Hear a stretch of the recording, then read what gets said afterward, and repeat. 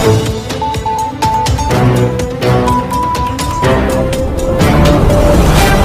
हिंद। आप देख रहे हैं टीवी 24 न्यूज।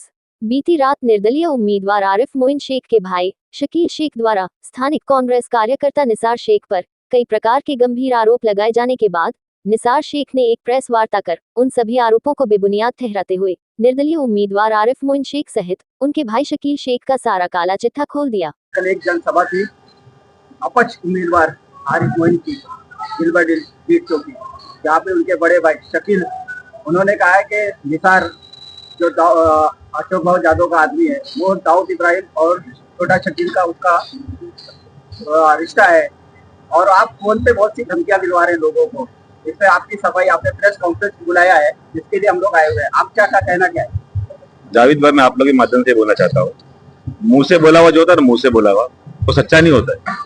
उसके लिए एविडेंस लगता है, पेपर बोलता है। मेरा पेपर है, पेपर हमेशा बोलेगा ना। ये देखो 2015 में मैंने एफआईआर लॉन्च किया था छोटा शकील के खिलाफ, छोटा शकील फहीम मचूद के खिलाफ। मेरे को धमकी आती थी, मैंने उनको अरेस्ट करवाया और उन पे केस लिया हूँ छोटा शकील के आदमियों पे। अगर मेरा रिश्ता होता मैं उन पे एफआईआर करता।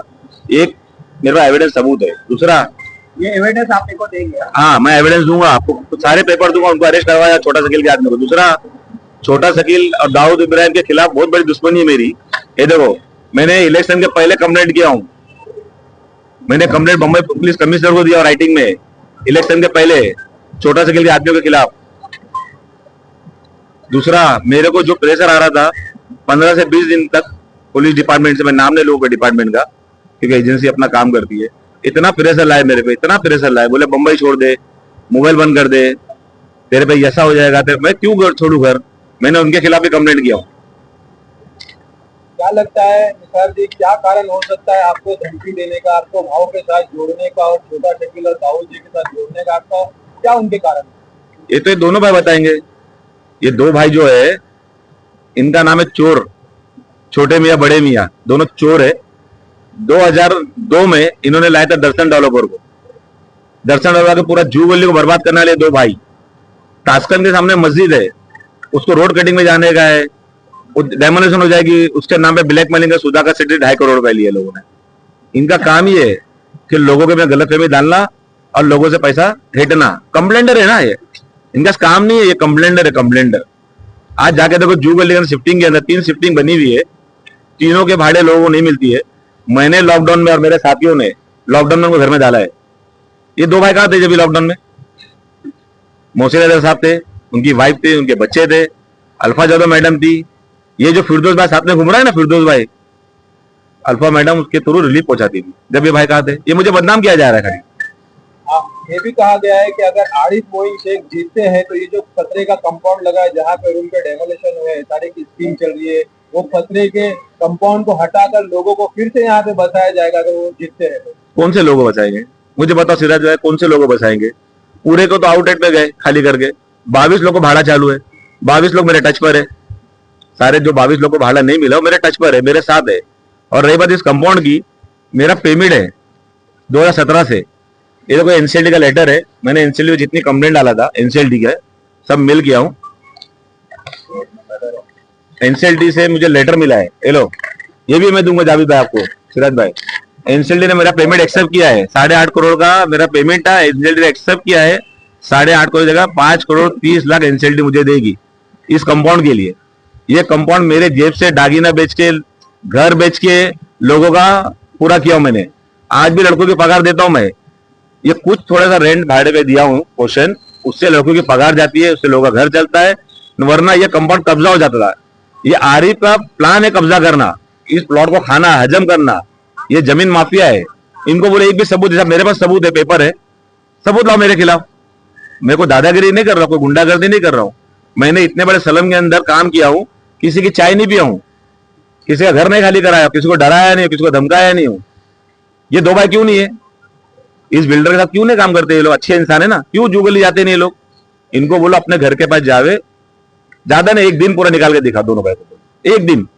क्या लगता है आपको, आरिफ मोइन शेख और शकील जो आपका नाम ले रहे हैं, इलेक्शन को इतना दिन हो गया अभी तक आपका नाम नहीं है, लेकिन लास्ट मोमेंट पे आपका नाम आ रहा है, इसके लिए आपका क्या कहना है? ये खाली मेरे को उस्काया जा रहा है ताकि मैं कोई ऐसा गलत कदम उठाऊं। और मेरे पे केस ये लोग बना रहे। लेकिन मेरे को कोई गलत कदम उठाना नहीं, मैंने आज तक कानून का सहारा लिया हूँ, सर ये आगे भी कदम लूंगा। आपने कहा हमारे ऊपर केस बनाने के लिए प्लानिंग हो रही है, इसके पीछे किसका हाथ हो सकता है? ये भी बहुत बड़ी बात है, क्योंकि ये अभी तक आज 5 साल से नहीं लिया गया, ये आज इलेक्शन के 2 दिन पहले क्यों नाम लिया जा रहा है? अभी थोड़े टाइम पहले एक पेम्पलेट बट रहा था, इनमें इन लोगों की फोटो है। वो बताओ। ये तो चंगू मंगू 2 भाई है, बड़े में छोटे में एक बड़ा भाई और है, उसका नाम नहीं ले सकता मैं, बहुत स्ट्रांग आदमी है पार्टी का, और वो तो इतना प्रेशर लाता है। एक आमदार होने के बाद मेरा नाम लेता है बार बार, हमेशा मेरा नाम लेता है। क्यों लेता है? एक आमदार को मेरे से क्या लेना देना है? अगर आमदार को मेरी जरूरत है, मैं यहाँ का स्थानीय नागरिक हूँ, हमारी तीसरी पीढ़ी है इधर पे, मैं कल करने आया हूँ, तो एक आमदार को मुझसे बात करना चाहिए ना अगर मेरी जरूरत है तो बार बार मेरे को टारगेट करना, इसके पीछे एक आमदार कहा थे, ये मिले हुए लोग दोनों। तो क्या लगता है आपका ये कोई पर्सनल लेके ये चल रहा है या अशोक बाबू जादव के साथ जुड़े? नहीं, मैं अशोक बाबू जादव के साथ हूँ, मुझे कोई डरा नहीं सकता, मुझे कोई धमका नहीं सकता। मेरे परिवार को हम 2 है, जब तक दुनिया में अशोक बाबू है या तो वो या दोनों में, जब तक दुनिया में ऊपर नहीं जाएगा हम अलग नहीं होंगे। ये 19 में भी हुआ था, 19 में मेरे घर पुलिस आई, मुझे घर से उठाया गया, बोले रात को धमकाया, जबर से धमकाया बोल के मेरे को बिठा के रखा गया, और अभी वही टेक्निक यूज हो रही है। ये देखो, ये पेपर देखो, ये अभी किसी ने बांटा है, इसमें फोटो है, अब किसकी फोटो देख लो आप। इसमें तो आरिफ मोइन दिख रहे हैं और अमित साटम के साथ में, आमदार अमित साटम के साथ में गुलदस्ता देते हुए अमित साटम के साथ में, और जितने मेरे ख्याल से घूम रहे सब उनके साथ में है। हाँ, ये क्या है? अभी आप पे जो आरोप लगाया गया है उसके लिए फिर आपका क्या कहना है? आप क्या अभी कदम उठा सकते हैं? नहीं, मैं केस करूंगा इनके खिलाफ, मैं मानने का दावा करूंगा और इनको बोलो एविडेंस दो मेरे खिलाफ। अगर तुम्हारा एविडेंस है तुम्हारे पास तो शो करे, मेरे पास एविडेंस है। मैंने डी कंपनी से दुश्मनी लिया हूँ, उनके आदमी को अरेस्ट कराया हूँ, 10 दिन पहले कंप्लेंट किया, 1 महीना पहले कंप्लेंट किया, वो कॉपी है मेरा, सारी कॉपी है। इस कंपाउंड को प्रोटेक्ट करने का एनओसी है मेरे पास, एनसीएलटी ने दिया है, एनसीएलटी ने मुझे रखा है इस कंपाउंड को देखभाल करने के लिए, क्योंकि मैं ये चोरों के चक्कर में प्लॉट नहीं छोड़ सकता कंपाउंड। क्या लगता है आपको कोई धोखा हो सकता है? पुलिस से कोई मदद चाहते हैं? पुलिस से मदद चाहता हूँ, मैंने कंप्लेंट डाला और राइटिंग में लेटर दिया, और मेरी जान को खतरा है, मेरे परिवार को खतरा है इन लोगों से, क्योंकि इनकी डे बाय डे हरकतें बढ़ते जा रही है। मुझे कभी कभी रात में ट्रैप लगाते हैं लोग, कभी दिन में ट्रैप लगाते हैं, मेरा मोबाइल तक ये लोग सुन रहे हैं। आज मैं किससे बात नहीं कर सकता हूँ, इतना प्रेशर है मेरे पे। ये जो पीछे सलम है, ये 920 लोग का टेनेंट लोग का एरिया है, इसको गुजारने का काम किसने किया पता है आप लोगों को? निजाम खतीब, जो इतनी दाढ़ी टोपी लेके स्टेज पे बैठा, निजाम खतीब, उसकी जवाबदारी, लोगों को बेघर किया है 2007 से। आज लोगों की हालत खराब है। निजाम खतीब हर बार जब भी इलेक्शन आता है ना, आरिफ मोइन के साथ में होता है। क्यों? एक भाई इधर उजाड़ रहा है, एक भाई जोगली उजाड़ रहा है, एक ने वहां बेघर किया, एक ने यहाँ बेघर किया। ये बेघर करने वाले घर बचाएंगे। और ये 10 साल में अशोक जादव नहीं थे, 10 साल में, ये 10 साल में आमदार कोई और था। ये 10 साल में उससे सवाल करना चाहिए, भाई 10 साल से तो आमदार है, डेवलपमेंट में क्या किया तूने? क्या यहाँ के लोगों को फैसिलिटी दिया? क्या शिफ्टिंग में दिया है लोगों को? आज ये घर उजाड़ने वाले और हमारे पे आरोप लगाएंगे। लॉकडाउन के अंदर एक भी आदमी नहीं था इधर पे, एक भी सिंगल आदमी नहीं था। मैं, मेरी टीम इसी जगह पे रिलीफ चलाते थे, खाना बांटते थे, खिचड़ी बांटते थे, एरिया घूमते थे। उस टाइम ना आमदार के आदमी थे और ना ये चंगू मंगू थे।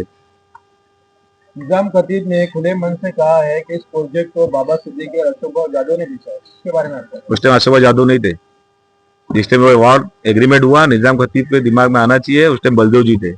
और बलदेव जी उस टाइम शकील टेम्पू था, उसका नाम है शकील टेम्पू, उसके टायर का दुकान है पंचर का, आरिफ के भाई। और आपको बताओ 99 5वें महीने में वो जेल में अंदर था। कौन से केस में अंदर था? जब पूछना उससे, तेरे पे क्या केस था भाई, तू 99 में क्यों अंदर था? खुलासा कर दो अभी कैमरे के सामने। नहीं, क्योंकि मैं किसी की जिंदगी कपड़े उतारना नहीं चाहता। आप जरा पूछ लेना उससे, भाई तू अंदर कौन से केस में था। और आरिफ पे कितने केस है मालूम है क्या आपको? ये गुंडे खुद है, दूसरे गुंडा समझते हैं। मेरी फैक्ट्री तो दुबई में नहीं है, हाँ आरिफ मोइन शेख की फैक्ट्री दुबई में है, साउथ अफ्रीका में, बेंगलुरु में भी इसकी एक फैमिली है। तो मेरी तो ऐसा कोई नहीं है ना बाबा, मैं तो क्लियर हूँ, मैं जमीन पे चलता हूँ। आज भी मेरी फैमिली परिवार यहीं रहते, मेरे बच्चे यहाँ रहते, मैंने किसी हक नहीं खाया हूँ, किसी 1 रुपया नहीं खाया हूँ। अगर खाया हो तो मेरा कॉलर पकड़ ले आके। मैंने बहुत बड़ी कुर्बानी दी इस प्रोजेक्ट के लिए, लोगों के लिए। जब यहाँ पैसा बढ़ रहा था ना सिराज भाई, मैं चाहता मेरा भी घर बेच सकता था, यहाँ मैंने इतने इतने पैसे बांटा, मैं भी बेच के जा सकता था, लेकिन मेरे माँ बाप ने बोला नहीं, लोगों के साथ रहना, यही मरना और यही जीना, यही है।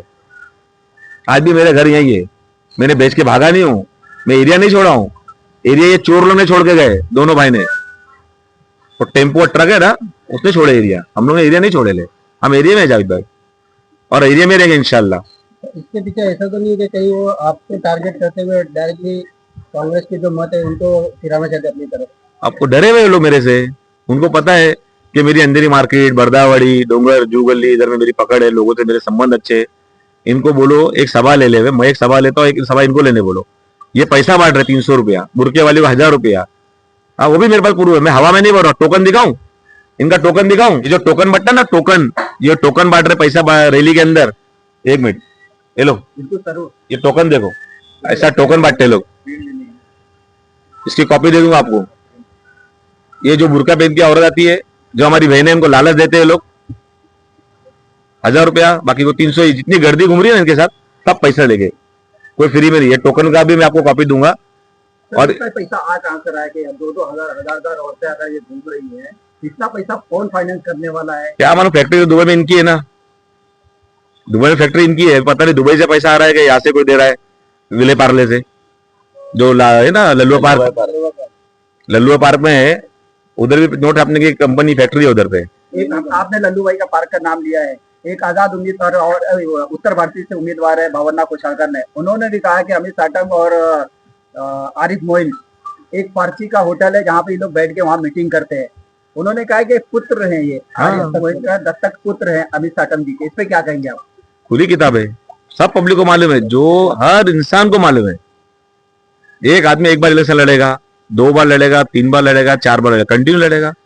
अच्छा, इलेक्शन के पहले 1 साल पहले एक तूफान की तरह आता आदमी, 1 साल पहले तूफान की तरह तूफान मचा देता सिर्फ मुस्लिम बेल्ट में, और बाद में 5 साल गायब। क्यों? तुम नेता हो तो तुम पब्लिक में क्यों नहीं रहते हो? बाकी टाइम कहाँ चले जाते हो आप? आपने बहुत बड़ी बात की, 13 वार्ड है एक विधानसभा में, 13 जाते नहीं है, जाते ही नहीं है। क्यों नहीं जा रहे भाई? मेरी जुगली के मुस्लिम वोट काटना है, इसलिए आपका कहना है? हाँ, सिर्फ अंधेरी डोंगर को काटना उसको काम दिया गया है, सिर्फ तो अंधेरी डोंगर जुगली के मेरे को, इसकी अब कितनी औकात है पता है? एडम 2000, वो भी ज्यादा बोल दिया मैंने, उसको टारगेट दिया है कि तू खाली मुस्लिम बेल्ट संभाल ले, बाकी के जू जीबीडी स्कीम ये सब मैं संभाल लूंगा। काम बांटे दोनों भाई ने, एक भाई ये काम कर रहा है, एक भाई ये काम कर रहा है, काम बांट रहे। लेकिन मुसलमान बहुत चालाक है, बहुत चालाक, वो समझदार है। अब की बार ऐसा नहीं होगा, अब की बार अशोक भाई जादव 100% आएंगे।